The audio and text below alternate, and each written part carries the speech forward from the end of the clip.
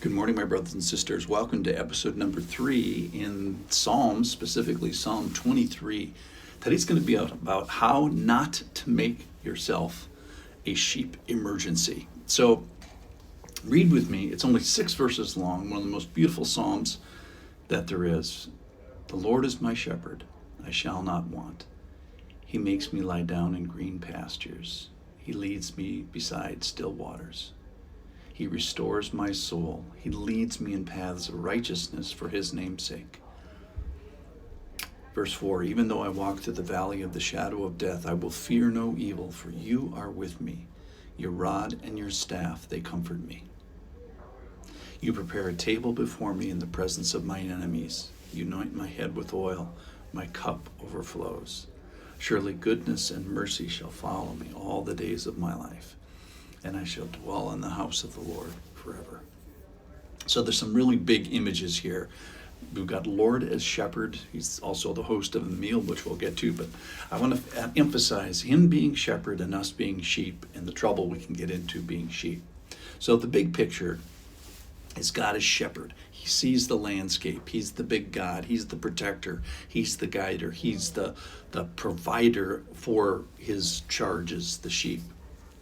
So he's sheep over Israel, the whole nation, but he's also sheep. He's also shepherd of individual sheep, individual lambs, and we're going to see today that he's going to give some particular attention to certain of their lives. Now he's the I am with them. I will fear no evil, for you are with me. So the sheep has to know that he's attached to a shepherd to be fearless. Remember, the Lord is carrying this big stick, a rod and a staff. So me as a sheep, it's a little bit insulting in the sense that I need direction, I need provision, I need protection. I'm afraid of things that I should be afraid of. I'm afraid of things that I'm not afraid of. So the concept of a shepherd means that there are sheep. So shepherd means that he's got resources and relationship to bring to bear for his sheep. And he exerts force upon those who are his sheep. He also exerts force on those who are not his sheep. The rod and the staff is a little bit for both. And there's this table of enemies that in a sense is invited to Psalm 23, which is the amazing thing. So the Lord knows that enemies are near. Let me say it again, write this down. He knows that enemies are near. And somehow he's sovereign in using you to exert influence on your enemies. And similarly, he's sovereignly using his enemies to exert influence on you.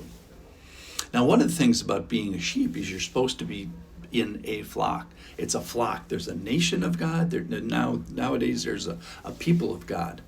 So the good shepherd tends to sheep, and that's a sheep, a particular sheep. That's 100% true. But how?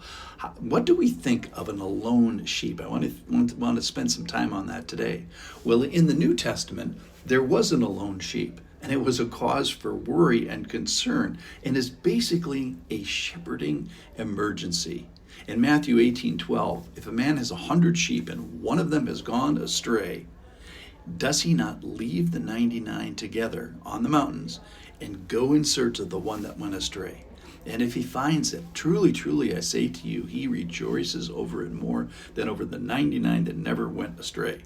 So it is not the will of my Father who is in heaven that one of these little ones should perish. So the good shepherd is tending to a flock. That's 100% true. So a good question is, are you a part of a flock, or have you gone astray? A solo sheep, almost by definition, is a sheep in trouble. A solo sheep is a sheep emergency. And a charge here is to not make yourself a sheep emergency. So Psalm 23 is anything but a sheep astray emergency. It's a statement, a stake in the ground of a good relationship, of an ongoing, realistic relationship with the shepherd. So let me just say that I've heard of some solo sheeping referred to as like this higher level Christianity, as if I couldn't spoil my spirituality with the knuckleheads that you find at a church, as if doing this together in community, in a flock, is somehow less than doing it alone. There's only one problem with it, and that is it's not in the Bible. There's no theological or practical understanding of a solo individual Christian life today in the eyes of God outside the church. God saves no one that he doesn't also put into the arms of a church body. So scripturally, solo sheep are what? An emergency. And they take resources. They took the shepherd out of the flock to go find him. So maybe you've wandered away from the flock. Maybe you have made yourself a bit of a sheep emergency and have found yourself in trouble that you didn't mean to get yourself into. Well, the good news is there's a shepherd for you. And what might you like him to shepherd you through? What trouble can he meet you? In what trouble will you ask him to help and shepherd you out of it? So what problem might you need shepherding now? And are you solo? Have you strayed? Have you not listened to the voice of the shepherd? Now don't be prideful, those who are regularly of the flock. Assess your flock status. Assess your with me status.